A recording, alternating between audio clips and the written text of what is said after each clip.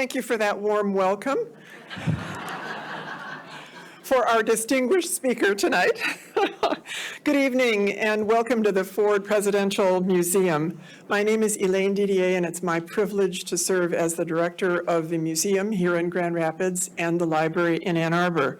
On behalf of the Archivist of the United States, welcome tonight. Tonight's program is made to you with support from our parent organization, the National Archives, as well as the Gerald Ford Presidential Foundation and the Hauenstein Center of Grand Valley State University. We always appreciate the opportunity to co-host programs with the Hauenstein Center, and I have to say that despite our multiple partnerships on both sides of the state, Hauenstein and Grand Valley are our closest partner, and it's always a pleasure. Tonight's program is being videotaped by C-SPAN for later broadcast, so I would ask your cooperation to turn off all cell phones and other electronic devices. Thank you. Also, following the presentation, our speaker will be taking your questions from the stage. As you know, Bill Brands is a master teacher, and tonight, ladies and gentlemen, we are all students in his class. He will ask that you ask your question from the seats, and Bill will repeat them so that they can be included on the tape. Following the program, we invite you to a reception in the lobby, and also you'll have the opportunity to meet our very distinguished speaker. Before beginning the program, I want to take this opportunity to alert you to some upcoming programs at the museum. On March 13th, Garrett Graff will be here discussing a very provocative book titled Raven Rock, the story of the U.S. government's secret plan to save itself while the rest of us die. If that doesn't get your attention, I don't know what to say. A very challenging book. Looking beyond that to more happy things, April 8th is Betty Ford's 100th birthday, and you are invited to free admission at the museum all day. And that week, on April 10th, the Tuesday, there will be a ribbon cutting and grand opening for our new Betty Ford Centennial exhibit, which is titled In Step with Betty Ford, and of course starts with her early background in dance, as you might appreciate. So our curatorial staff is very busy working right now on the final stages of design and writing. So the ribbon cutting, you're cordially welcome, is on April 10th. And then the next day, April 11th, the Ford Foundation is sponsoring a luncheon at Meyer Gardens featuring Susan Ford Bales, along with special speakers, among them former First Lady and Secretary of State Hillary Rodham Clinton, First Daughter Lyndon Johnson Robb, and moderator Andrea Mitchell. Tickets are limited and have been going fast, and I would ask that you contact the Ford Presidential Foundation for further information. And finally, this spring, scheduled now, May 15th, Scott Kaufman will be here. He has written a new biography on President Ford entitled Ambition, Pragmatism, and Party. So as you can see, we have a very full roster, and in the lobby are flyers, voila. So please pick up and mark your calendars. The flyer also includes programs to be offered at the library as well. So you're not limited to coming to programs at the museum. You can come over to Ann Arbor and see other good programs. Now tonight, as I said, we're partnering with the Hauenstein Center. And as you know, they have a very distinguished record for bringing in diverse and intellectually challenging and informative speakers. Tonight's program is no exception, and if you haven't heard Bill Brands before, I think that you'll be delighted, and if you have come as in the past, as I know many of you have, you're in for another treat. So please join me in welcoming my colleague, Gleaves Whitney, who is director of the Hauenstein Center, to introduce our speaker.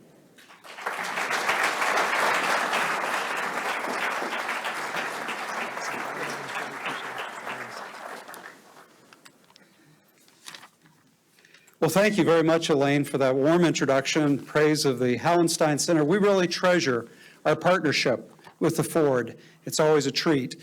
And we will continue to bring you excellent programs that stimulate the mind and the heart for public service and love of our history.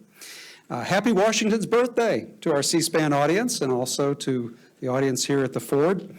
It's really neat to be here recognizing Washington's birthday. This is one of the reasons we wanted Bill to be here on this special day. It's always a pleasure to host Bill Brands. We've had him back to West Michigan so many times I've lost count. But it's been enough that he should be awarded a lifetime tenure award at Grand Valley State University. Now, I've probably personally introduced you, Bill, more than a dozen times, and each time I go back and check his biography, I learn something new. And I wanted to share some of those new things with you tonight. You've probably heard me say that Bill's formal name is H.W. Brands. But did you know that the H.W. stands for History Whiz Kid? You've heard me say that Bill earned his master's and PhD in history, but did you know that he also had a master's degree in mathematics? He knows something that no historians know, and that's that if you multiply two negative numbers, like a -3 and a -4, you end up with a positive. So he understands things like that. You've heard me say that Bill is the author of more than 24 books. But did you know that they've been translated into French and German, Russian and Chinese, Japanese, Korean, and haiku? Maybe he'll explain. You've heard me say that a third of Bill's books are devoted to the presidents. If you go back and look at Jackson, Grant, T.R. Wilson, FDR, Ike, and Reagan. But did you know that he's also dined with the presidents in the White House? You've heard me say that Bill met long-lived Ralph Hauenstein for the first time at one of our events back in 2004. And they got along famously, swimmingly. But did you know that Ralph urged Bill to revise his studies of Ben Franklin and Andrew Jackson since Ralph knew both of them when he was a child? And speaking of childhood, you've heard me say that Bill has 3 children. But did you know that one of them, Hal, is a historian in his own right who teaches at Johns Hopkins? Finally, you've heard me say that Bill has an enthusiastic fan base around the United States. Indeed, I would say around the world because of all the translations.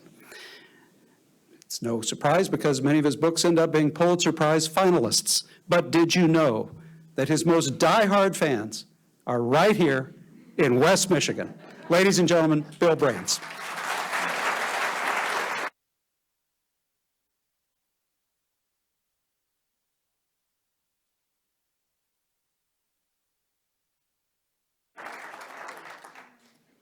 Thank you, Gleaves, for that very kind introduction. You've taught me some stuff I didn't even know about myself.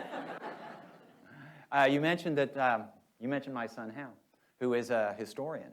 And some of you in the audience perhaps can appreciate that there's nothing more gratifying for a parent who goes into the field to, well, initially, Hal got a little bit of boost from sometimes being confused with me because he was going to the field. Now I get a boost from being confused with him. And I'll get questions from reporters saying, well, listen, oh, I think you've got me confused with my son. He's the expert on that topic. Anyway, it's a delight to be back. And I see many friends from previous years. I'm thrilled that you liked it enough last time or the time before or something to come back. And I especially like the fact that this is an audience where I can try out ideas, where I can tell you about new stuff. Now, to some extent, you owe this to Gleaves, because Gleaves makes a point of anticipating everybody else. He doesn't just wait until the book is out. And I've already been giving the talk for a while. He asked me to talk about the book even before it's finished. And I wish, actually, though, Gleaves, that you had asked me to give this particular talk maybe a few months ago, because I just finished proofreading the galleys of the book. So the book has already been set in type. And it's reached the point where I really can't make any changes in it. And so one of the reasons that I like to teach history, I teach history to 500 freshmen every semester. And it requires me, it encourages me, it allows me to think in terms of the big questions of American history. And very often I find that my teaching is a real boost to my writing. Because when you try to explain something to someone who doesn't really know anything about it, and a lot of my students, and I certainly don't mean to disrespect the students that come from high schools in Texas. I'm not saying that they don't know any American history. Actually, they don't know enough, but they know some. But I have a whole lot of international students who've never taken any American history at all. So I have to explain the Civil War in 40 minutes. And you really have to zero in on what the big questions are.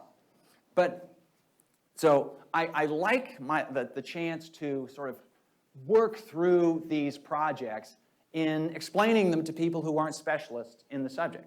This is one of the reasons I insist on teaching.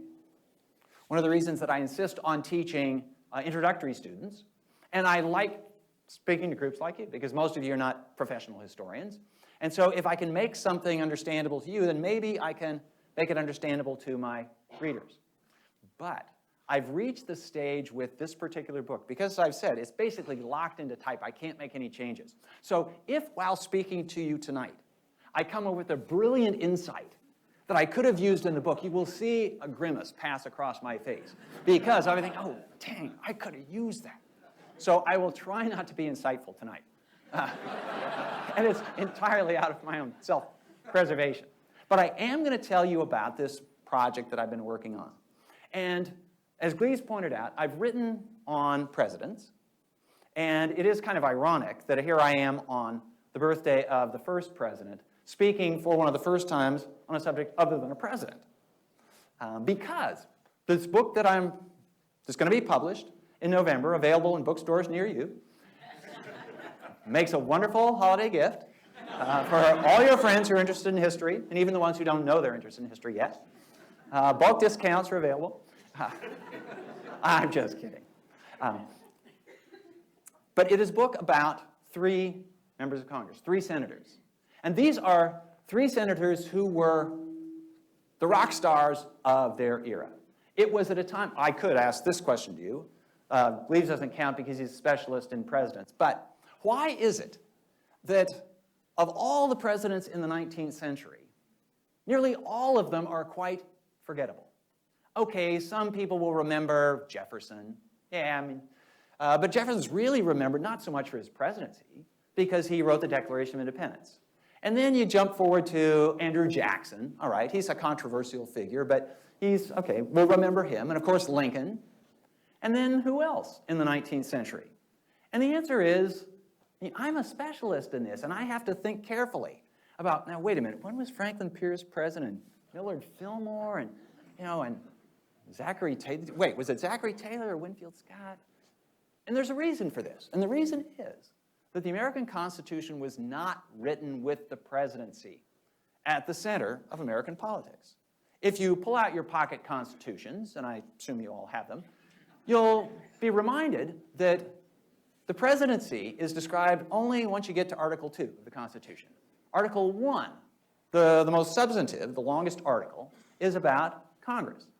And the framers of the Constitution assumed and intended that American politics, the American Republic, and eventually American democracy was going to be driven by the representatives of the people, the members of the House of Representatives and the senators. And the president was a chief executive. His job was to execute the will of members of Congress. Presidents were not expected to take the initiative. They were not expected to drive policy. They were not expected to be the centerpiece of American politics. That's what was fully expected. That's what was intended. And so the fact that it's hard to remember presidents from the 19th century is exactly what James Madison and Alexander Hamilton and George Washington and Benjamin Franklin, all the framers of the Constitution, would have said, that's what we were aiming for. We want these people to be unmemorable. The stars of the show are going to be members of Congress. And so I decided to look in on the 3 most noted members of Congress during the first half of the 19th century. And this was part of, I will admit, my continuing recovery from writing biographies. Some of you who've been here more than once will know that for a while I had this long-term project of writing the history of the United States through biography. And I eventually wrote 6 volumes in this collection. And the 6 volumes began with Benjamin Franklin, and then went to Andrew Jackson, Ulysses Grant, Theodore Roosevelt, Franklin Roosevelt, Ronald Reagan. And if you read those biographies, They link together to form a history of the United States from the 18th century to the 21st century. And when I started off, I thought this was going to be a great idea. And I still think it's a pretty good idea. And needless to say, I recommend it to all of you. Every house should have the set. But one of the things that I concluded by the time I got to the end of this was that there are certain things that are hard to tell. There are certain stories that are important but hard to tell if you confine yourself to biography. And some of it has to do with the fact that if you were writing about presidents, and I didn't intend to write primarily about presidents, but I eventually did because if you're trying to tell the story of the United States, the president is a very convenient character to hang your story on. But there's a lot going on that presidents don't, if the president is your focus, that you can't really get at. And some of it has to do with sort of the give and take, the thrust and parry of what goes on at the other end of Pennsylvania Avenue. The other thing was that when you write about a president, when you write a biography of any kind, you cannot help but give the impression that the world, or at least the world of your book, revolves around one person. And the world does not revolve around any one person. So I thought, let's broaden things out. Now, when I was here last year, some of you who were here heard me speak about my sort of first foray in this direction, where instead of writing about one person, I wrote about two people. The book is called The General versus the President, about Harry Truman and Douglas MacArthur and the fight they got in. This time, I decided to expand it even more. Because one of the nice things about writing about two people is you can give sort of two sides of the argument.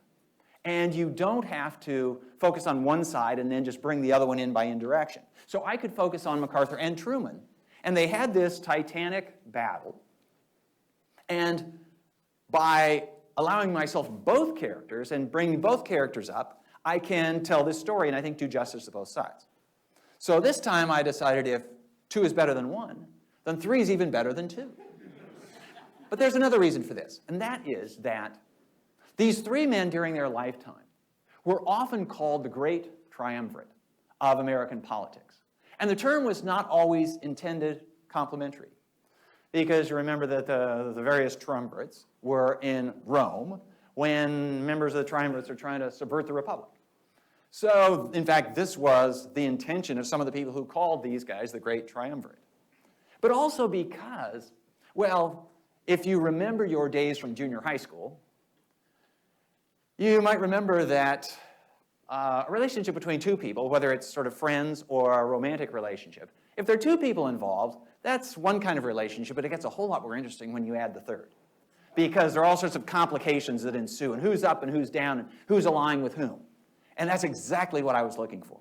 And in fact, that's exactly the way it turned out in these guys' lives. Now, from the standpoint of me as the author, they were very thoughtful in the timing of their lives. So I'll tell you a little bit about them because I realized that my 3 characters, although household names during their lifetimes, more famous than most of the presidents of their lifetimes, they're not exactly household characters these days. So the 3 men are Henry Clay, John Calhoun, and Daniel Webster. They all began in the House of Representatives. Henry Clay accomplished the feat never accomplished before and never repeated. He became Speaker of the House, the most powerful individual in the House of Representatives, on his very first day in the House of Representatives. He was that impressive. And he essentially created the role of Speaker of the House, a role that's very important to this day. Henry Clay was from Kentucky. He was born in Virginia, but as a young, aspiring lawyer, after getting his training in Virginia, he decided that he would have better prospects as a lawyer by moving west to Kentucky, which originally had been the western province of Virginia. And he set up shop in Lexington, and he went into politics at a fairly young age. This also was what ambitious young men did. And there was an attraction of doing it in a place like Kentucky because Kentucky was a new state. It was writing a new constitution. It was electing new members to Congress, electing new senators. One of the main reasons that people went west was the professions they were interested in were crowded in the East. It would have been hard to break into politics in Boston or in New York. But you go out to Kentucky, and everybody else is new, so you can get a start as well. So this is Henry Clay. John Calhoun was from South Carolina. John Calhoun, like Clay, was a lawyer. He was born in South Carolina. He was educated at Yale. He went to law school, but he returned to South Carolina. South Carolinians did that in those days. In the early 1800s and the 1790s and the early 1800s, it wasn't out of the question. It wasn't that unusual for a Southerner to go north for education. But they rarely stayed in the north. Usually they came back home. And South Carolinians are very proud of their South Carolina roots, and Calhoun was one. Calhoun, like Clay, began by being a lawyer, but being a lawyer often involves people, it certainly did involve people, in matters of public concern. So the connection between law and politics was well established in those days. And Calhoun decided to go into politics. He married well. Married well usually meant that you married somebody with some money. And so he didn't really need to make much of an income. And he could indulge his political interests. And he, like Henry Clay, was elected to the House of Representatives. This is pretty much where everybody got started. And he was distinguished from early on by his very incisive mind, his ability to make forceful arguments. He was a strong partisan. He was a member of Thomas Jefferson's party, the Republicans. These days they're often called the Democratic Republicans to distinguish them from the Republicans of the 1850s that we have until today. But in those days they simply called themselves Republicans. So Henry Clay was a Republican. John Calhoun was a Republican. The third member of my trio is Daniel Webster. Daniel Webster was born in New Hampshire. He became a lawyer. And he was probably the most gifted of the three. Daniel Webster is probably the greatest orator in American political history. One of the things that drew me to these three guys, all three of them, were very powerful speakers, very persuasive speakers. And one of the things that drew me to write about them was that I'm kind of a sucker for people who know how to use the language. Now, I'm a writer, so I mean, that makes me interested in that stuff. But also, one of the things that I constantly tell my writing students is there are sort of styles of language. There are ways of writing, depending on who you're writing for, what your audience is, what you're trying to accomplish. And when I chose to write about the three guys, I knew that I was going to be transported back to a time when political rhetoric was really important.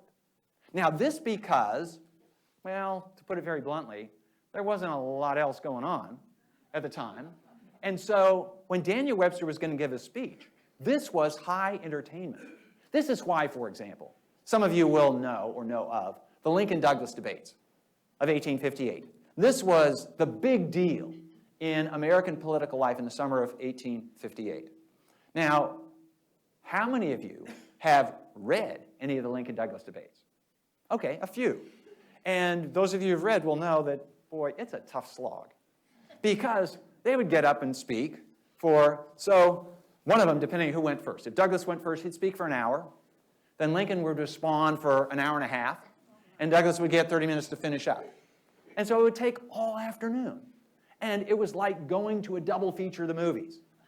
Well, you know, back in the 1930s when people went to double features, nothing else to do, so you might as well spend all afternoon in the movie theater. Same thing was true with political debate. But although the Lincoln-Douglas debates, after a while, they get kind of tedious. They get kind of tedious, you read all 7 of them. You know why they get tedious? Because they repeated themselves from one debate to the next. Why did they repeat themselves? Because they weren't recorded. The audience hadn't heard it before. So it was new, which meant that by the time you got to the 7th debate, you could really have this thing down. But the other thing was, and this is one of the reasons that I was so intrigued by my 3 characters, this was a time when political speech mattered. I don't know if any of you are, well, we're on C-SPAN, so I should say that you're all fans of C-SPAN. And I'm sure you're glued to the C-SPAN cameras when C-SPAN is covering Congress. And you will know that you can turn on C-SPAN most of the time during the week, and you can see people giving speeches in Congress. Now, I'm probably not giving away any state secrets to tell you that if they panned the camera, you would realize there's nobody in there. Nobody's listening. They're speaking simply to the camera. Because we live at a time when American political institutions have sufficiently matured. One could say they've grown so rigid, but they have evolved in a way so that political decisions are not made on the basis of speeches given in the Senate or in the House of Representatives. Political decisions are made for other reasons, sometimes having to do with party considerations, sometimes because of the effect of lobbyists. But the decisions are not made there in the House and in the Senate on the basis of who said what. We live in a very mature, again, maybe ossified system. But in the days of Henry Clay and John Calhoun and Daniel Webster, this was not so. We had very immature institutions. And when institutions are immature, then the role for individuals is much greater.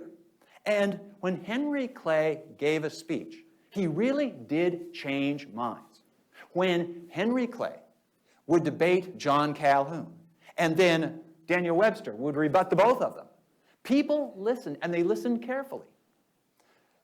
As a sideline, these speakers would write out their remarks after they had given them and put them into print and sell them as pamphlets. And they had a side income in doing this.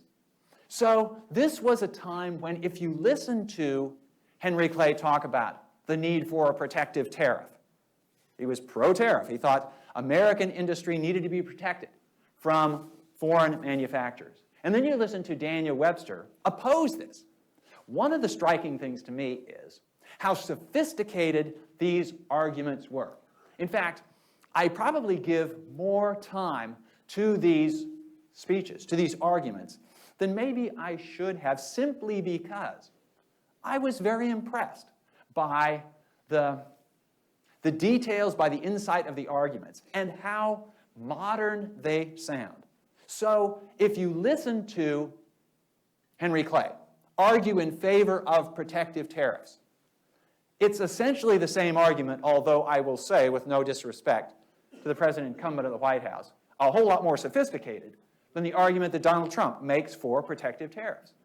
And when you hear Daniel Webster say, this is a terrible idea, his arguments could have been used and have been used by advocates of free trade, which has been America's general policy since 1945. So I'm going to digress a little bit to say that one of the reasons I study history, and one of the things that I try to get across to my students is, and why anybody should study history, is to be reminded that we are not the first generation ever to walk the earth. You know, it's really tempting to think that what happened before doesn't matter, and our problems are going to be solved by us. Well, you know, everybody wants a time machine. Now, most people want a time machine to go to the future to find out what the future is going to be. That doesn't work. We don't have those. And even if we had such a thing, they're a kind of contradiction in terms, because if you could go into the future and you could see what the future was, then you come back and change this moment, and then that would screw up that future. But we do have a time machine, and it goes back to the past. And we can see how previous generations have dealt with difficult issues. Now, the tariff was a minor issue for most of this time, but it also became a very acute issue at a particular moment. So I've introduced my characters: Clay, Calhoun, Webster. Now notice that Calhoun is from the South, South Carolina, so the most southern of the southern states. And from the standpoint of those looking ahead and knowing that there is tension between North and South, it's South Carolina where the tension always starts. And it's South Carolina, of course, was the first to secede in 1861. Daniel Webster is from the North. He was originally from New Hampshire, but when he was trying to expand his law practice, he moved to Boston. And so he is a member of Congress, a senator, who is claimed by both New Hampshire and Massachusetts. But he is the spokesman of New England, which is sort of the most northern part of the North. So we've got the most southern part of the South, the most northern part of the North. And Henry Clay is from Kentucky. Kentucky's a border state. Kentucky was considered the West at the time. So we've got this regional arrangement among the three. And because, as I've said, these threesomes are kind of unstable, one of the striking parts of the story is the alliances, the shifting alliances among the three, because at any given time, two are lined up against the other. And which two it is depends on the time, depends on the issue. At the same time, each one is ambitious. Each one would love to be president. Now, this is kind of an interesting aspect of this story because, as I've said, these guys, the three of them, were more influential than all but a couple or three presidents of the United States. But there is something about ambition that says it's great to be one of, so there, by 1850 there were 60 senators. Okay, so it's great to be one of 60. But to be one of one, to be president of the United States, even if the presidency wasn't as big a deal as it would become, nonetheless it was tempting. And all three of them are trying to figure out, how can I become president? So part of it is personal ambition. Part of it is representation of their particular section. So John Calhoun eventually becomes the spokesman among all spokesmen of the South. And Daniel Webster becomes the spokesman for New England. And Henry Clay is the one who's trying to bridge the gap between the two. So these are my dramatis personae. These are my characters. My story unfolds between the War of 1812, which is how I begin the story, and the Compromise of 1850. The War of 1812, believe it or not, begins in 1812. And so two of my figures are in favor of the war. They're called war hawks. This was a relatively new term in American politics. And Henry Clay and John Calhoun are beating the drums for war. The United States is going to confirm its independence of Britain by going to war against Britain, because Britain has been preying on American commerce and kidnapping American sailors and doing various things that annoy people like Henry Clay and John Calhoun. And they believe that it is necessary for American pride, American sense of self-worth, to take on the British and to win, to confirm American independence. Daniel Webster is very skeptical of this project. Webster believes that Henry Clay just wants to conquer Canada to get more land in the West. And John Calhoun is part of this conspiracy to boost the fortunes of his political party, the Republican Party. Daniel Webster is the spokesman of New England, but also of the Whig Party. Well, originally, of the Federalist Party at first. And the Federalist Party is the party that, this is where things get complicated. That's one thing that Cleves and I talk about, is that one of the things that attracts me to history, the study of history, is the fact that history is like an onion. And you peel it, and you think you see what the situation is. You peel it, and there's more inside. You peel it again, there's more inside. It's always more complicated than you think. But anyway, so Webster is a spokesman of New England, which has close commercial ties with Britain. And New England is very dubious about the project of war with Britain, to the point where, and this is where the story gets complicated and interesting and important for the future, Daniel Webster becomes a spokesman for, potentially, the secession of New England from the Union. Now, we think of secession as something that the South did in 1861 that brought on the Civil War. But one of the major currents of my story is that this idea of what does the Union consist of? What are the obligations of the states to the rest of the country? This was something that was in flux from the beginning. Now, the fundamental question that gives rise to the Civil War, one thing I should say is that when I'm writing my story, I try to forget that I know what's coming.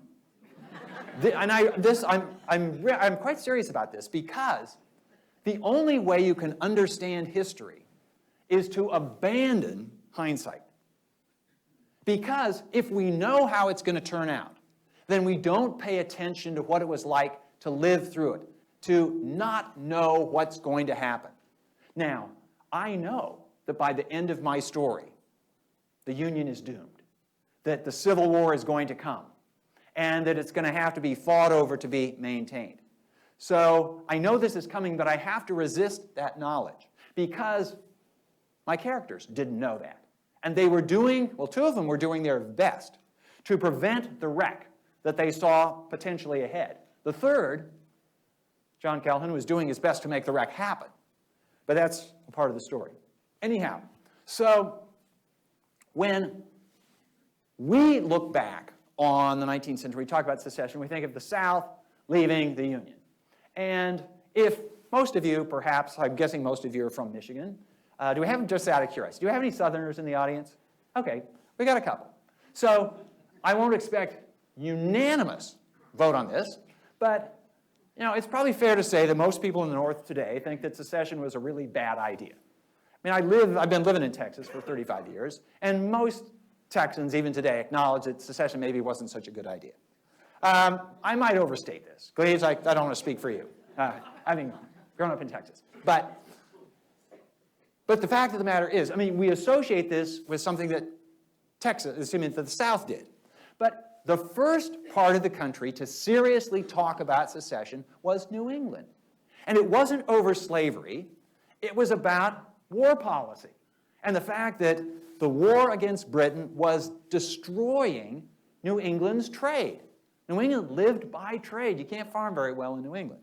You can fish and you can engage in trade. And New England traded a lot with Britain. And the vote in favor of the War of 1812 didn't include New England's votes. And New England states, especially when the war was going badly, during all but its last 2 weeks, said this was a lousy idea to go to war, and you know what? Maybe the Union was a lousy idea. And so Daniel Webster, who had a very keen legal mind, started making the argument for secession, New England secession.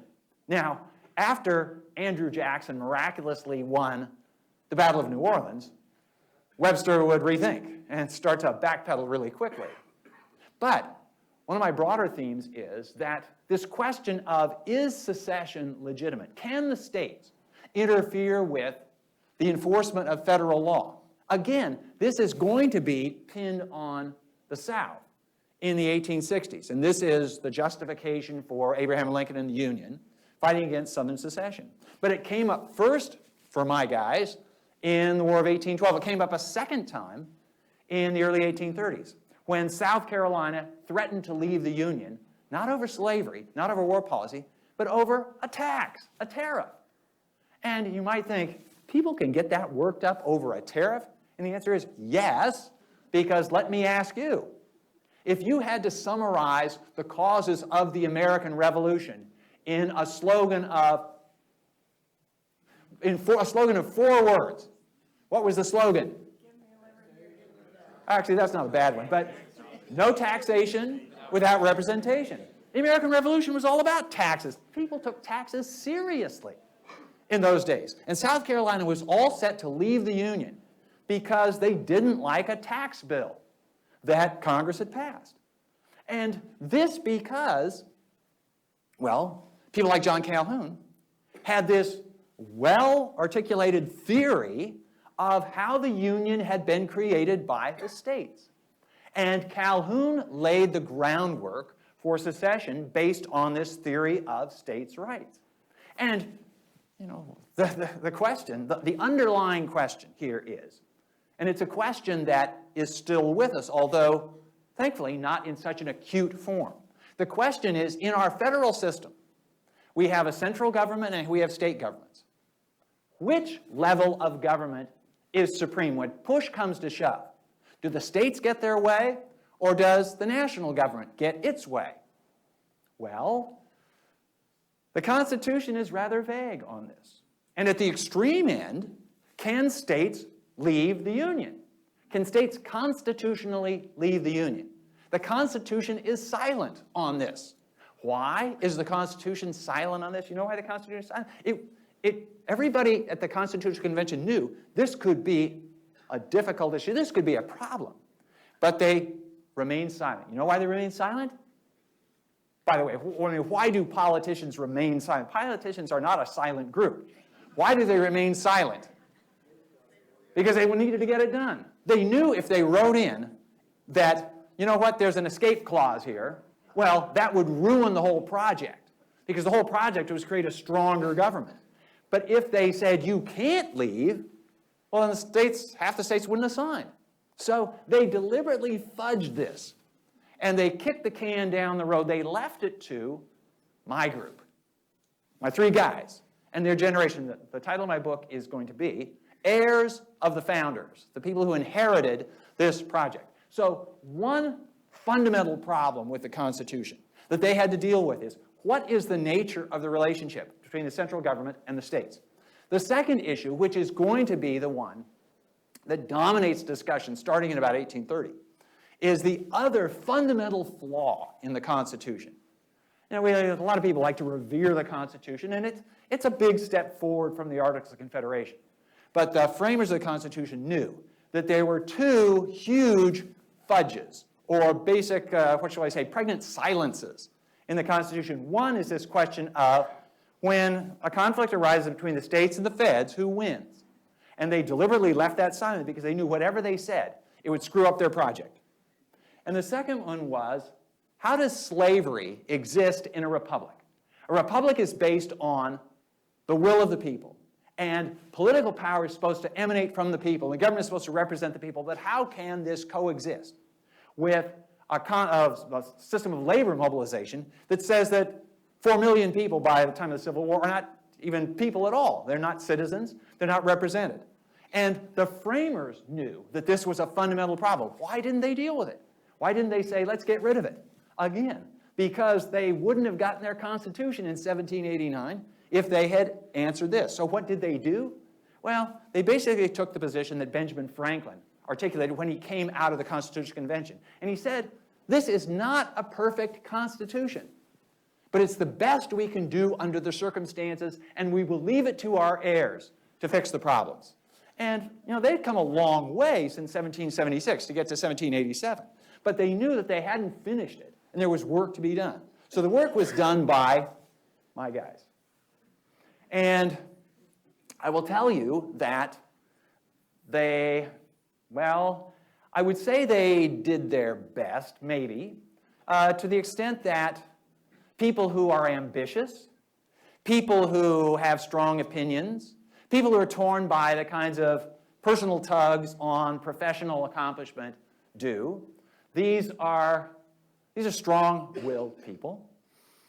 And my story progresses from the War of 1812 through the crisis of 1833 my story culminates with the Compromise of 1850.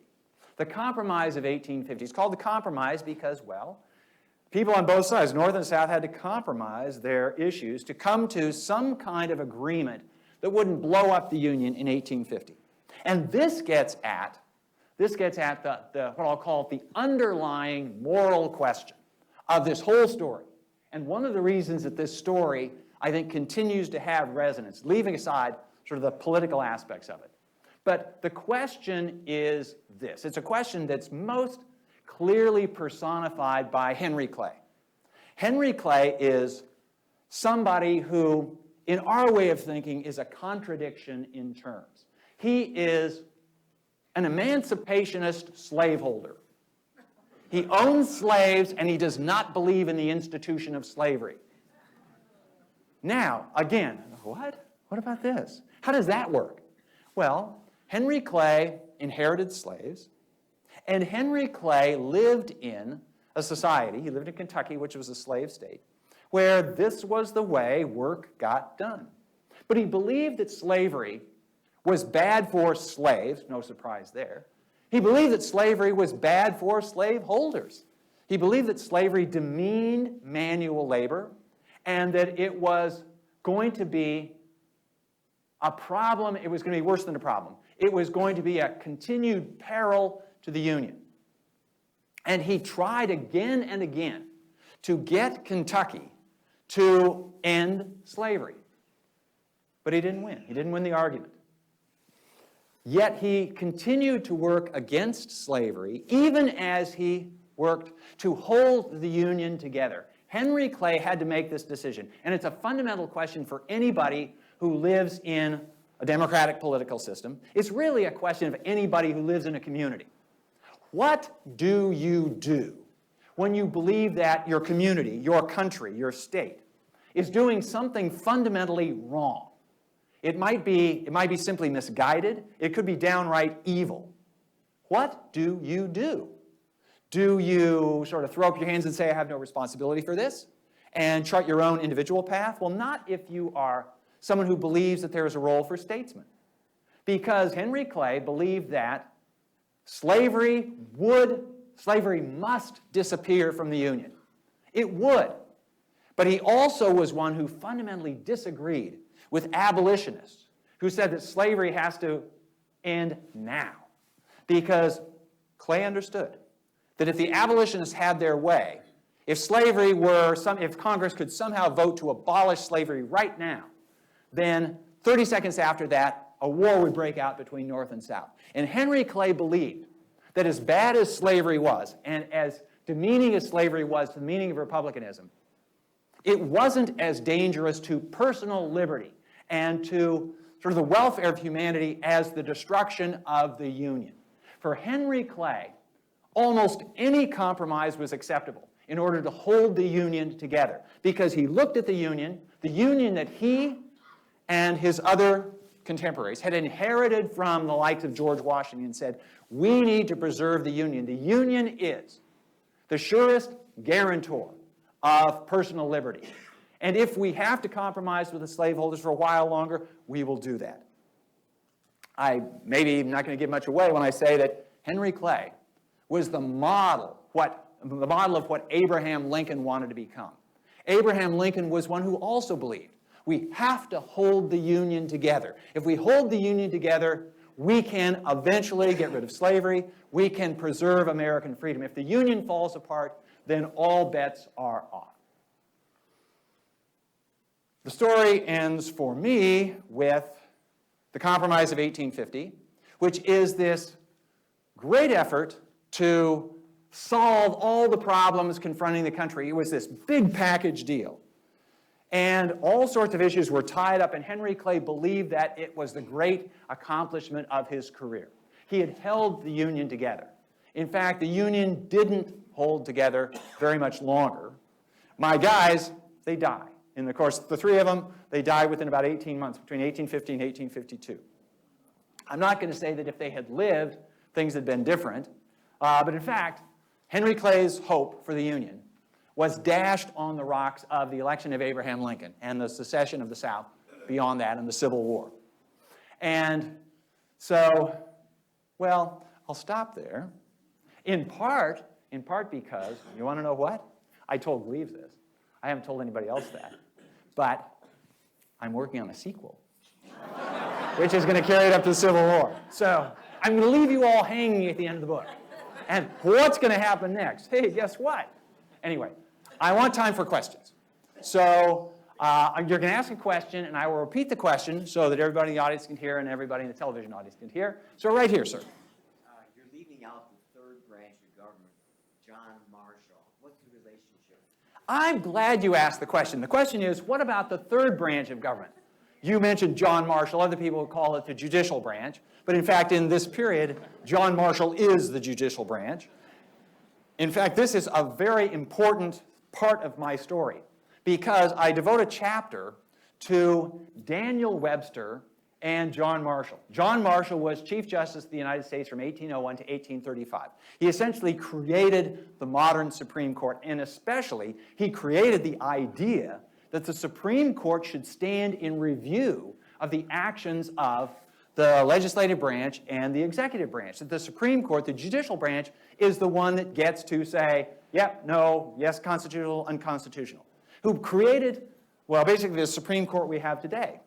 And he did it, I'm not going to say out of whole cloth, but it would have shocked and surprised the framers of the Constitution. That what? The courts get to tell Congress what Congress can't do? It's not written in the Constitution. John Marshall has to work between the lines to come up with that. And his principal collaborator, one could almost say his co-conspirator, was Daniel Webster. Daniel Webster was the most celebrated and the most amply compensated constitutional lawyer of his day. And in fact, Webster, on some days, in the morning, he would go and argue a case before the Supreme Court, and in the afternoon, he would go give a speech in the Senate.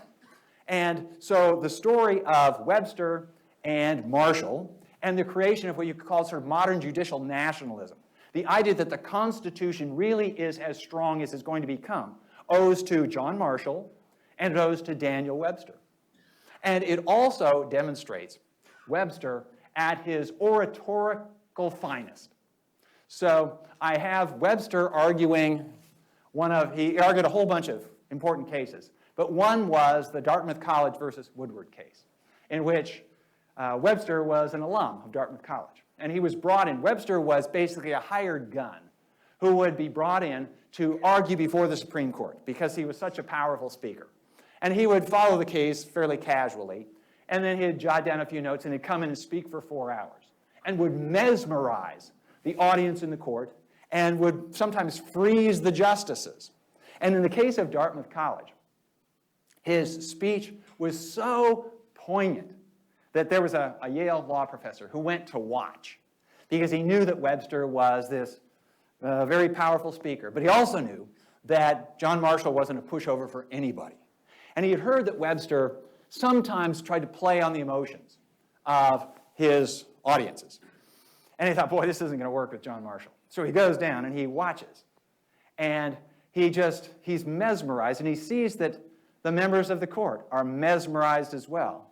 And when it finally comes to the end, when Webster says, it is a small college, but there are those who love it. Speaking of Dartmouth College, which he argues is being beaten up, taken advantage of by the state of New Hampshire. And at the end, when Webster has concluded, this skeptical Yale law professor looks, and he sees to his amazement that John Marshall is weeping. That Daniel Webster had that effect on people. So it is an important, it's a large part of my story. Somebody else had a question. Yes, sir. I just wonder what your thoughts would be. Do you think that as a society we would be where we are today without the Civil War? In other words, the country was, with the development of people like living in the cotton gin was changing, becoming more industrialized. And you have the Industrial Revolution, the cotton gin actually would ease the picking of cotton and so on. Then you have urbanization and development of the automobile, and a lot of the people from the South going to the bigger cities like Detroit and so on. And if you didn't have the Civil War, you probably wouldn't have the 13th Amendment, which freed the slaves, even though Right. there was no war going on. But do you think that as a society we would be more or less where we are today without the Civil War? Yes, in fact, I think would be farther along than we are today, and I'll give you my reasoning. Obviously, I can't prove this, but I'm going to argue a counterfactual. And this is something that Henry Clay was hoping for and was counting on. Henry Clay, again, being from a border state, Kentucky, being a slaveholder who didn't believe in slavery, hoped that slavery would go away, observed slavery in his lifetime go away in the North. When he was born, slavery was allowed in every American colony and in every American state upon independence. But gradually, the North ended slavery. Often, it was phased in emancipation. So New York ended slavery, but there were still slaves in New York as late as the 1830s. So it was a phased kind of emancipation, which is what Henry Clay was arguing for. Immediate emancipation would be unfair to all sorts of people, starting with the slaveholders, but including some of the slaves themselves. If you're a 65-year-old slave and all of a sudden you're emancipated, you get thrown out of your house, you get thrown out, what can you do? So anyway, but Henry Clay believed that the North had emancipated its slaves not out of any fit of philanthropy, but because the Northern economy no longer found slavery profitable. Or to put it another way, every one of the framers' generation, George Washington, Thomas Jefferson, all the slaveholders in the 1780s believed that slavery was a necessary evil. They believed it was an evil, but they couldn't figure out how to run the Southern economy without it. And many Northerners took the same view, except they figured out how they could run the Northern economy without it, and so they could focus on the evil part of it. But Washington, Jefferson, Henry Clay all hoped that slavery would become anachronistic in time. And this was what Henry Clay said after the Compromise of 1850. He had been the author of the Compromise of 1820, the so-called Missouri Compromise, that resolved the issue of slavery in the Western territories and that held for over 30 years. And he said, if this compromise holds for 30 years, then we will have resolved the problem. Because he saw the Industrial Revolution coming. And the Industrial Revolution really was what ended slavery. More precisely, it ended slavery in other countries. Think about it for a minute. In 1800, nearly every country in the world allowed slavery to exist legally. And most countries thought, no big deal. That's just the kind of the way the world works. In 1900, essentially no countries in the world allowed legal slavery. So between 1800 and 1900, slavery disappeared. It was only in the United States that the ending of slavery required, or seemed to require, this horrible war that killed over 600,000 people. So you have to start thinking that maybe there was a way you could end slavery without a civil war. And Clay thought there was. If we could simply keep the Union together for another 20 or 30 years, then Southerners would have come to the same conclusion that Northerners had already come to. We don't need this institution anymore. And if you indulge me for a moment further, if the South had ended slavery without it being imposed by the North, without the need for a 13th Amendment, it didn't require a 13th Amendment for Massachusetts to free its slaves or for Pennsylvania, and so it wouldn't have for South Carolina or any other country, any other state. And if Southerners had freed the slaves on their own, then opposition to things like education for the former slaves wouldn't have been seen as a badge of Southern honor. Anything that gets imposed from the outside by those Northern aggressors is something that patriotic Southerners will be able to resist. And as you know, until the 1960s, Southerners didn't like the idea about being told what to do on race relations. But if Southerners had been allowed the time to conclude on their own that slavery was a bad deal, then they would have had an incentive to invest, for example, in the education of the former slaves.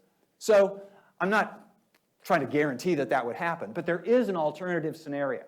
And this is exactly what Henry Clay was aiming for. And I should say that by the 1850s, it's exactly what, by 1850, he died in 1850, this is exactly what John Calhoun was hoping would not happen. Because by 1850, John Calhoun had already concluded that South Carolina and the South must leave the Union. And he was simply hoping for an excuse to do it. And the excuse came with the election of Abraham Lincoln. More on the book that I'm writing about. I'm going to write about Abraham Lincoln and John Brown. So it's going to be a twosome instead of a threesome. In the back, sir. I'm wondering if you would comment on the stated intent of the current administration at Yale to remove the name of John C. Calhoun from one of their institutions. I don't know if it's a building or a school or... Okay, so, and I'll broaden that. So the question is, what about the campaign at Yale University to eliminate John Calhoun's name from one of the buildings, or it's a college or something like that? And I don't remember how far along that road they are. Okay, but anyway, Calhoun attended Yale, and so he was, at one time, he was considered a distinguished alumnus of Yale College. And these days, of course, John Calhoun is seen as the arch apologist for slavery. I'll just tell you that my general view of erasing names from buildings, taking down statues, is to be very skeptical of this. And I'll tell you why I'm skeptical. And I teach at the University of Texas. And at the University of Texas, there were erected in the 1920s a series of statues honoring heroes of the Confederacy. And following the shootings at Charlottesville, was it the year before last? The administration at the University of Texas decided the time has come to take down these statues honoring the Confederate heroes. And my first thought was, I do not like the idea of erasing history because there is no end to this. And I predicted that if it's today, sort of Confederate heroes, tomorrow it's going to be Thomas Jefferson. And then there will be George Washington, and how's that going to work if the capital of the United States is named for a slaveholder? If we try to go back and impose the standards of the present on the past, then there is no end. And very often I'm going to say, in the thinking of those people who are most in favor of this, there is an incipient perfectionism that if these people are bad on this score, then there's somebody else who's bad on another score, and then I would despair of putting up statues to anybody for anything. Because however much a model citizen they might be today, I can guarantee you that the people who honor John Calhoun is still one of South Carolina's 2 statues in Statuary Hall in the Capitol. And they're not really trying to poke a finger in the eye of anybody else, and they're not a bunch of white racists, you're saying, but John Calhoun was an important figure in the history of the United States. But I had this modest proposal that I actually proposed to the president of my university. I said, don't take down the statues. Just make a very modest change to each statue. And go around to each statue and put a small plaque, maybe about this big, that simply has the year in which the statue was erected. And I thought, do this, and all of a sudden, I've got this outdoor history lesson. And so people can walk around and they can see that the statue that was put up to Jefferson Davis on the UT campus was erected in 1929. What does that tell us? Jefferson Davis was not a Texan, but Texans in the 1920s were trying to make a political point by recognizing Jefferson Davis. But that does 2 things. One, it tells us when this went up, and it gives us an idea of the mindset of the people who put it up, but it also absolves the present of the responsibility for these things that went up 100 years ago. And sort of this is the justification for taking down all this stuff, for changing these names. We don't want this generation to be seen as honoring these people whose values we don't share. And that's fair enough if you're putting up something new today. Okay, Yale or the University of Texas wouldn't erect a statue to Jefferson Davis or name a college for John Calhoun today, but to somehow pretend that it never did, I think that does a disservice to my history students, if only because, so on the campus of the University of Texas, there used to be these Confederate statues. Well, since the Confederate statues went up, there are statues to Martin Luther King. There's a statue to Barbara Jordan, a black congresswoman from Houston. There's a statue to Cesar Chavez. And if these statues were all still there with the dates, then you could walk around and you could see what the administration of the University of Texas valued at different times in history. But now you go around and, I like to think I'm teaching history to my students, and I think they do. But we learn a lot about history from our environment.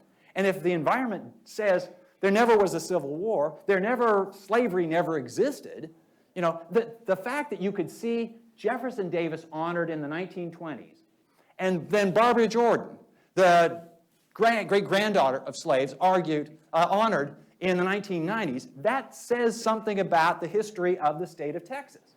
So that's my long-winded answer to a short question. Other questions?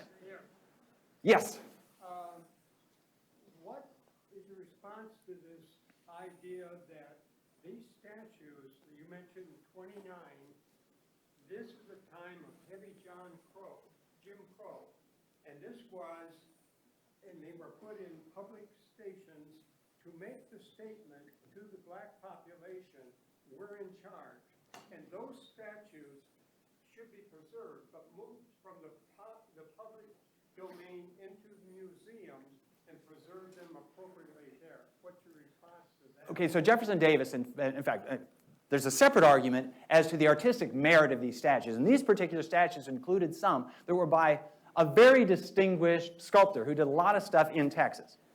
And so it would have been an artistic shame, almost an artistic crime, if the statue had simply been melted down. So Jefferson Davis was moved into a museum on campus.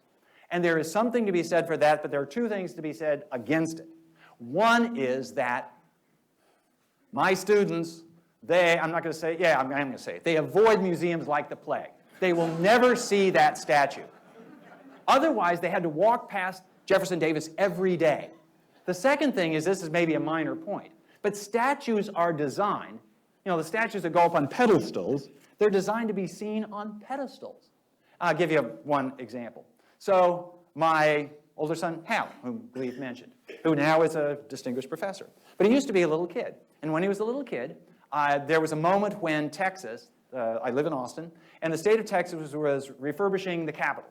And on top of the Capitol is this sort of, it's not quite winged victory, it's the goddess of liberty. And this white statue that's, I don't know, 14 feet tall or something like this. And it's designed to be viewed from, well, the top of the Capitol, and you're down below. But it was the day when they were going to take the statue down, and they were going to get one of those big, heavy-duty, double-rotored helicopters. And so it was a big deal. They announced this, they're going to lift it off. And so Hal was about 4 years old. I took him in the stroller, and off we went. And we watched as the helicopter went, wah, wah, wah, wah, wah, and they put the cables over the statue, and they're tugging away, and the rotor was going, the statue's stuck. And so they have to go, and everybody's down below. Is this actually going to happen or not? So finally they yank it free, and they bring it along. They fly it around a little bit and doing very dramatically. And then they lower it down onto the grass of the Capitol grounds. And so I was able to make use of my little kid, say, little kid here, he wants, can we get to the front so we can see it? He's short. So he works our way to the front. And Hal takes one look at this statue and bursts into tears. Because, I don't know, if, are there any Lyle Lovett fans in the house? So Lyle Lovett has this song. I think the song is called She's Hot to Go or something like this. And he sees this woman from behind. And so he says, boy, she's hot to go, she's ready, and so on. And he goes on and on like this. But then at the end of the song, he comes around, and this probably wouldn't pass muster in this day and age. But he comes around and he says, but she was ugly from the front. Actually, though, and then there's this female voice that comes in and turns him, well, you ugly too. and Lyle Lovett is hardly one to, cast stones. But anyway, but the point was that when Hal saw this statue, it was ugly. Now, why was it ugly? Because it was designed to be seen from 400 feet away at an angle of declination of 45 degrees. It's like stage makeup if you ever go up close. It's supposed to be seen from the last row of the theater.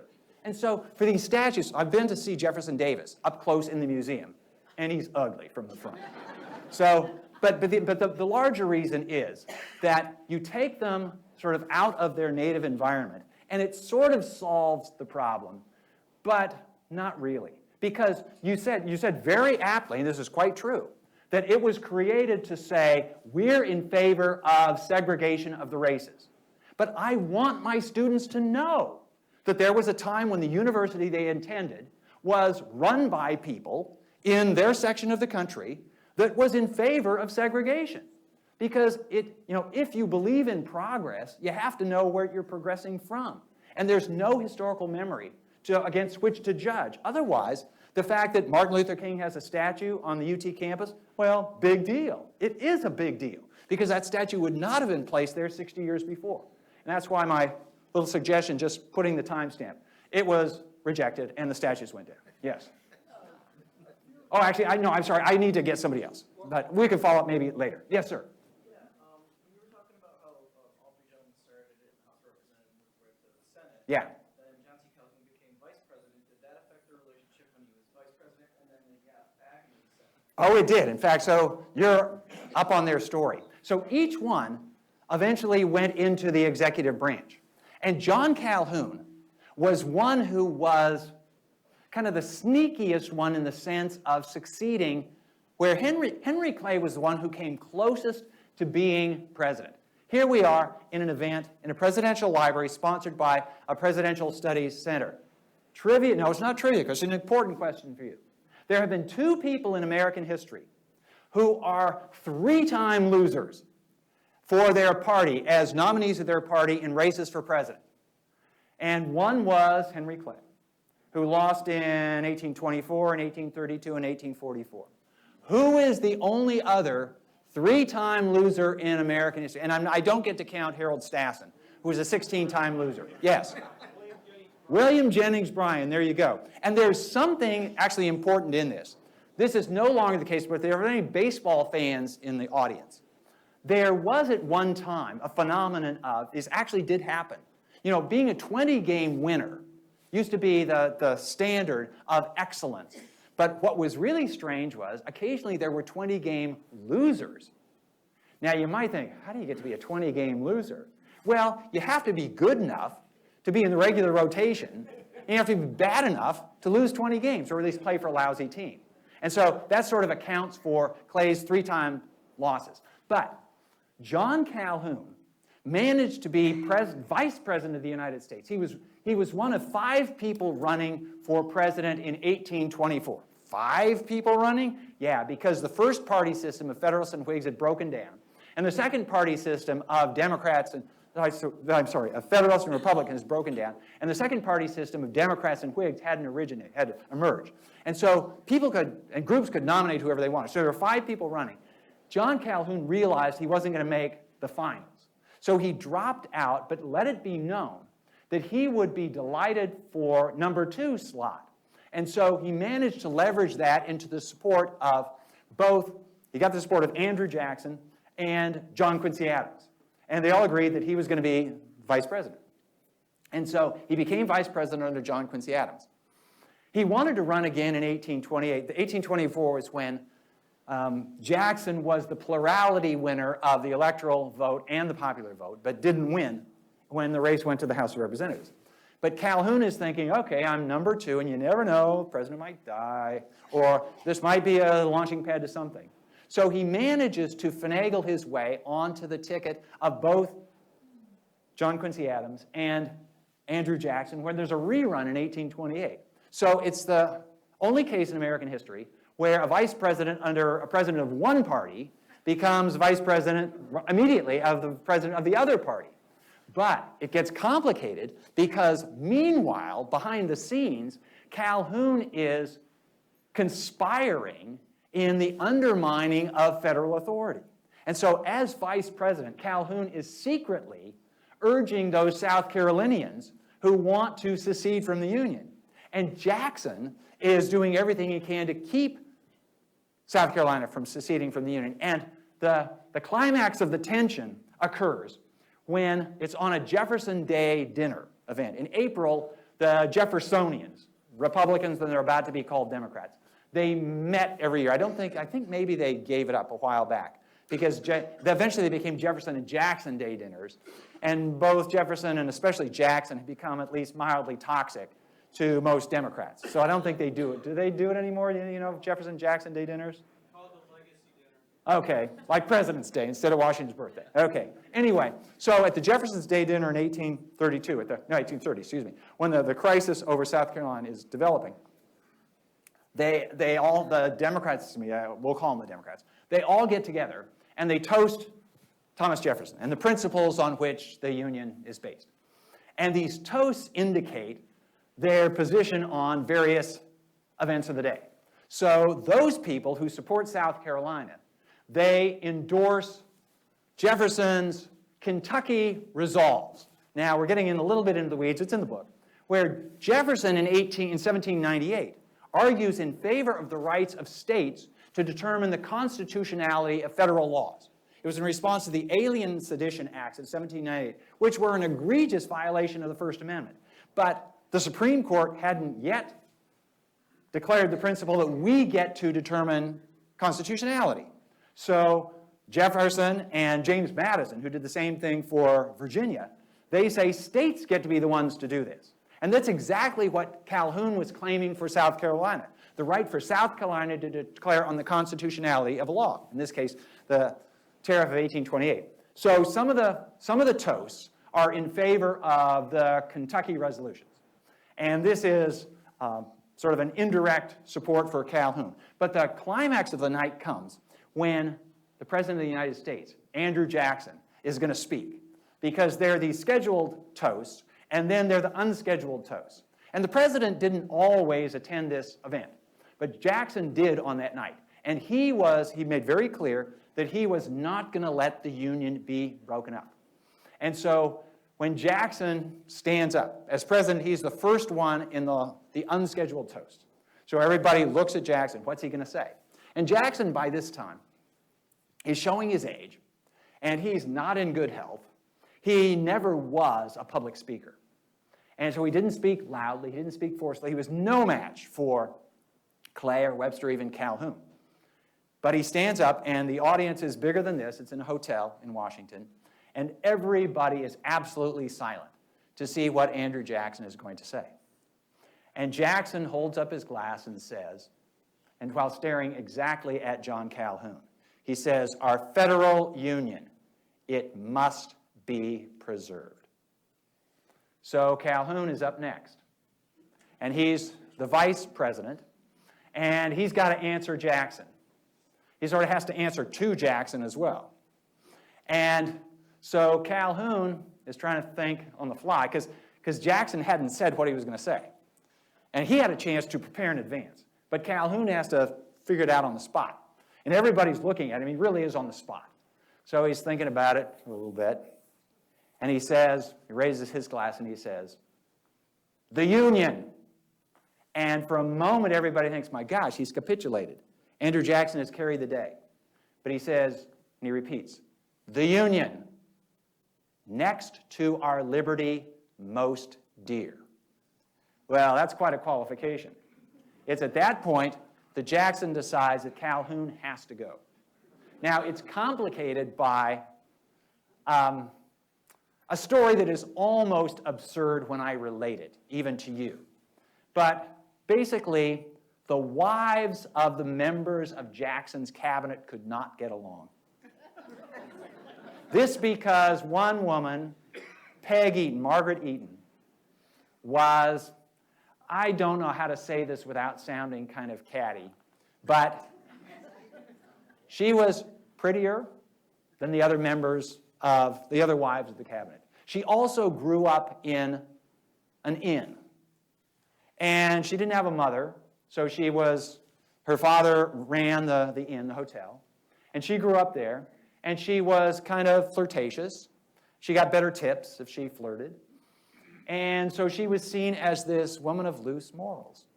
And because she had loose morals, and then she subsequently married a guy who became a member of Jackson's cabinet, then the other wives of the cabinet members refused to attend her dinners, refused to be at receptions with her, and the ringleader of this opposition to Peg Eaton was Florida Calhoun, John Calhoun's wife. And this was the start of why Andrew Jackson never forgave John Calhoun. You might think it was a matter of high policy, and eventually it was. But it started because, well, as Jackson saw it, that Calhoun could not control his wife, and his wife, and therefore through his wife Calhoun himself, was casting aspersions on Peg Eaton. Now, this requires me to tell a little bit about Jackson's personal story with women. His mother died rescuing him from a prisoner of war camp in the Revolutionary War. And Jackson believed that his mother was a saint. And then his wife died because she had been slandered during the campaign of 1828. And under the strain of all of this criticism, she had a physical breakdown that ended in her death. So as a result of this, Jackson could not stand the idea that defenseless women would be defamed. And if Jackson had been alive today, he would have said, "I believe the woman." And this was Jackson's view. And when Peg Eaton said she was blameless, and John Eaton, who was Jackson's personal friend, said, "My wife is blameless," Jackson said, "I believe you." And all these people who are saying that she's not, they can't be part of my administration. But Jackson wasn't a czar. And so he couldn't fire his whole cabinet. Eventually he did. He couldn't fire everybody at once. And the cabinet was paralyzed. And you might think, my gosh, the business of the United States can't go forward because there is this fight among the women. It was called the Petticoat War. But, so this is part of the story, but I'll just conclude. I should probably draw to a conclusion here, but I'll just say that Andrew Jackson is one of the major subsidiary characters. And Jackson's attitude, he didn't have much in particular against Daniel Webster. But Jackson was asked on his deathbed, he was dying in 1845, he was asked what he would do differently. Could he live again?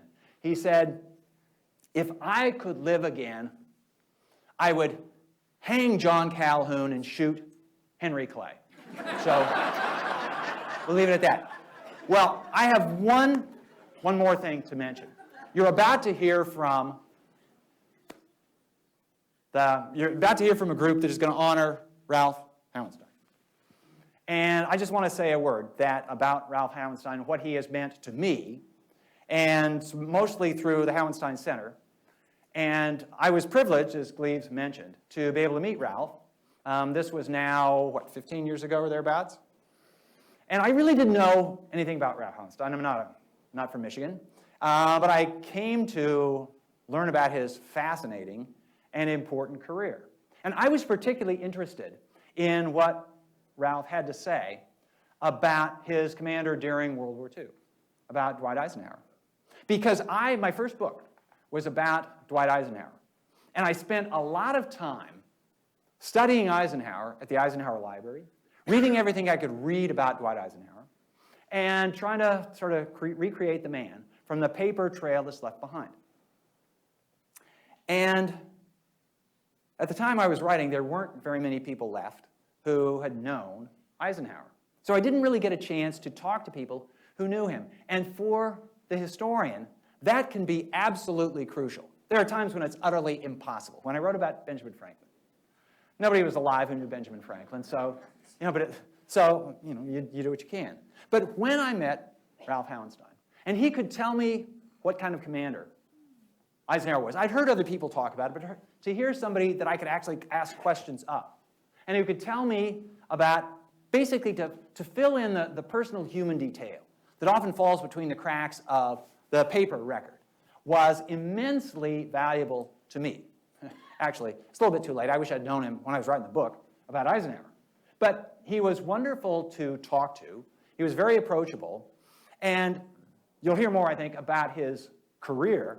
But I would just say that for all the good work that he did while he was alive, his good work continues in the endowment that funds the Hauenstein Center. And so I had a chance to know him during the last years of his life.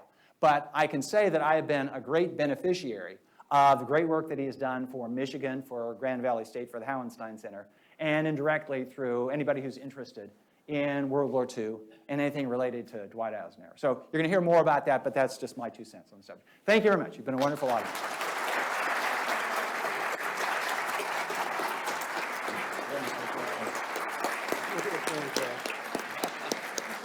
I enjoyed that a lot. Thank you.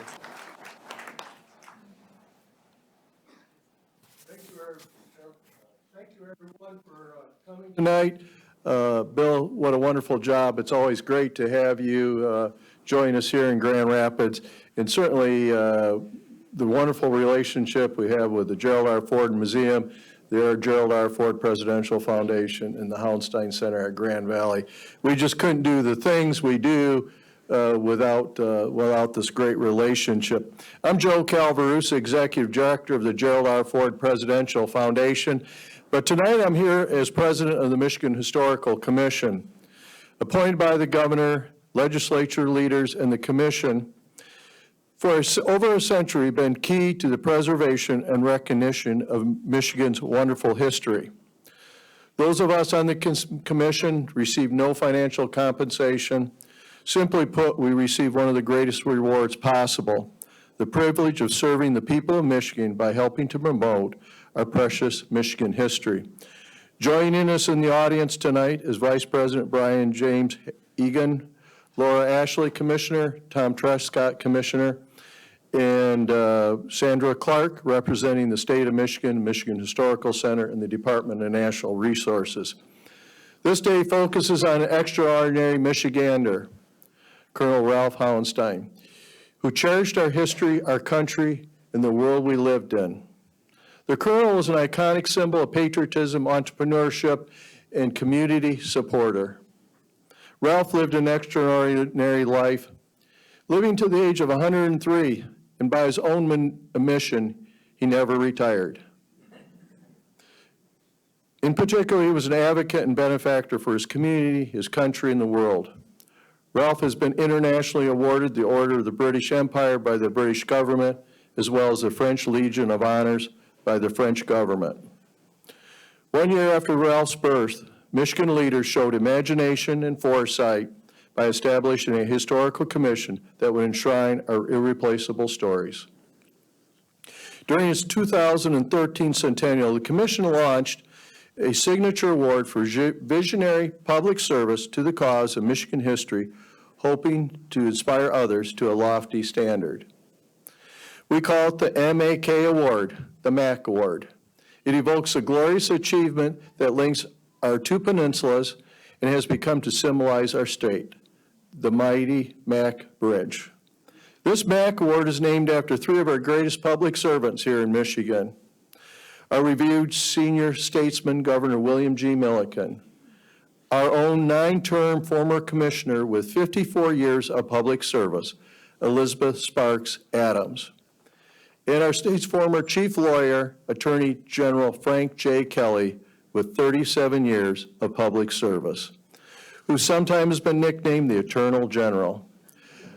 Like these three public servants after which the award is named, the contribution of Colonel Ralph Hauenstein to Michigan history and to our country is marked by grace, devotion, and determination that those three individuals had. Colonel Hauenstein became a city editor of the Grand Rapids Herald at the young age of 27, supervising 16 seasoned reporters in Ralph's book, Intelligent Was My Life, co-written by Donald Mackley. It says he unwittingly learned the art of developing, quote, all source intelligence, end of quote. And little did he know what role that would play in his life. Ralph joined the military for the second time a year prior to the attack of Pearl Harbor. As chief of the intelligence branch of the Army's European Theater of Operations, he worked under General Dwight Eisenhower. In 1944 and 45, he traveled to the European continent. He was among the first Americans into liberated Paris, war-torn Germany, and Nazi concentration camps. Ralph helped to write history as an integral part of breaking the German code, which is an invaluable part of the Allied forces winning World War II. Ralph also helped to preserve history in World War II by assuring the European antiquities were safely held from destruction. Reflecting on his wartime experiences, the highly decorated colonel said, and I quote, "In the 20th century, I saw with my own eyes the worst that leaders are capable of. In the 21st century, I want to encourage the best possible leadership so that the world would be a better place for my children's children." Colonel Hauenstein's entrepreneurship and business career brought to us Goldfish crackers, Andy's mints, and windmill cookies. He was part of a history as a member of the team supervising the first free elections in Russia. Joining him were notable individuals, and to name just a couple, Alexander Haig, James Woolsey, and his dear friend from Grand Rapids, Peter Cook. He supported the Grand Rapids Public Museum as well as the Gerald R. Ford Presidential Museum. With his time, talent, and philanthropy, creating the Hauenstein Center for Presidential Studies at Grand Valley University brought together his belief of preserving history and making the world a better place for his children's children. Their mission to inspire new generations of leaders devoted to public service. One of the initial initiatives that the Hauenstein Center did was to preserve history in one room. All the books written by the U.S. presidents, recognized by the Library of Congress as a unique, valuable asset, and here it's at Grand Valley. Thank you. Governor Rick Snyder sent me a letter yesterday, and he wanted me to pass it along to the family tonight, and I'd like to share a couple sentences with you. And I quote the governor, "I would like to take this opportunity to congratulate the family of the late Colonel Ralph W. Hauenstein on being awarded the Milliken Adams Kelly Award by the Michigan Historical Commission. This outstanding accomplishment required great preparation, hard work, and is rewarded with our state's sincere respect and admiration." End of quote. For his years of making and being part of history, educational efforts for future generations, volunteer services, and extraordinary support to preserving history, the Commission has unanimously bestowed on Colonel Ralph W. Hauenstein the 2017 William G. Milliken, Elizabeth S. Adams, Frank J. Kelly Award. Joining me on stage will be my fellow commissioners, representative from the state of Michigan, as well as accepting this on behalf of the Hauenstein family, Mr. Brian Hauenstein. Thank you.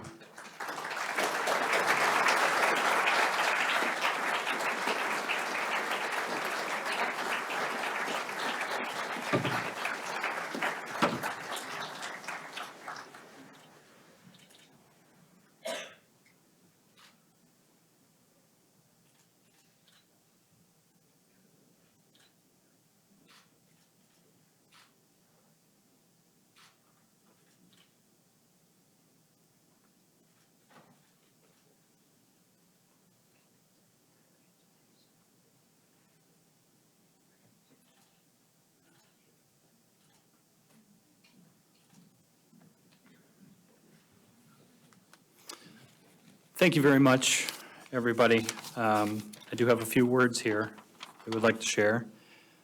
I'm truly delighted to be able to receive this well-deserved and honorable award on behalf of my grandfather posthumously, and in the presence of many family members that are here today. It's true that over the last century, he has helped shape our history as a community, as a nation, and globally in ways that we can scarcely imagine. A myriad of his stories have been shared through his book and with his friends, but there's a mysterious side of Ralph, Grandpa. Much of those stories will remain untold, perhaps indefinitely. What I can share with you today is that he was as much a leader at home with his own family as he was in his public life. Several of us here today, including my siblings, my cousins, my parents, we all remember the many gatherings that he worked so hard to create for our family. Every assembly was special, but we all distinctly remember the many St. Patrick's Day parties that he held at his place on Woodcliff.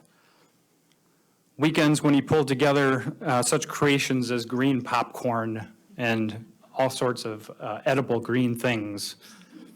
As we walked in the house, we would wonder, what's next? What's Grandpa going to pull together?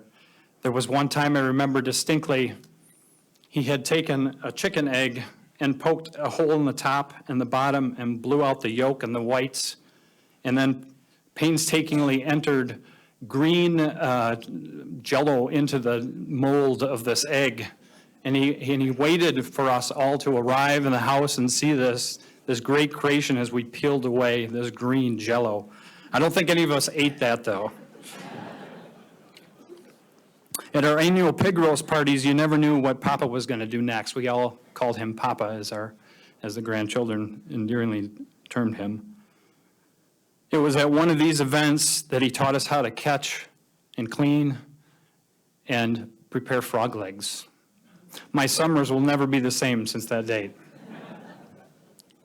It's my pleasure to share this evening for the first time to announce to the public that in partnership with the Van Andel Public Museum, we will be launching a temporary exhibit of Ralph Hauenstein in his life of leadership. Opening July 21st of this year, the exhibit will cover his amazing journey from the Grand Rapids Herald city editor to his philanthropic efforts later in his life. We all hope that you can make your way there later this year to enjoy in his life story with us. Thank you and have a great evening.